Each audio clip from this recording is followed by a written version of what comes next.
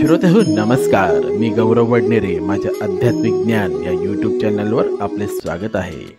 आजचा आपला विषय आहे शरीरातील जुन्या व्याधी किंवा नकारात्मक गोष्टी कशा नष्ट करायच्या.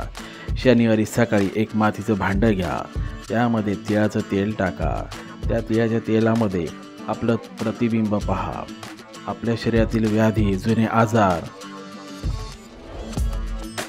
चेहऱ्यावरील तेज नष्ट होणे, डोळ्याच्या खाली काजळ येणे, वाईट बाधा होणे असे आजार असल्यास आपले प्रतिबिंब त्या मातीच्या भांड्यात पहा.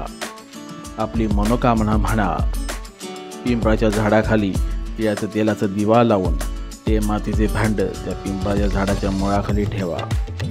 पिंपळाच्या झाडाला प्रार्थना करा, माझ्या शरीरातील व्याधी, जुने आजार, काही संकट असतील तर त्याचं कृपया करून तू निरसन करून दे आणि मला सर्व दोषातून मुक्त कर, असे म्हणून त्याची मनोभावी पूजा करा. श्रोतेहो, आपल्याला मी दिलेली माहिती आवडल्यास माझ्या चॅनलला लाईक, शेअर आणि सबस्क्राईब करायला विसरू नका. धन्यवाद.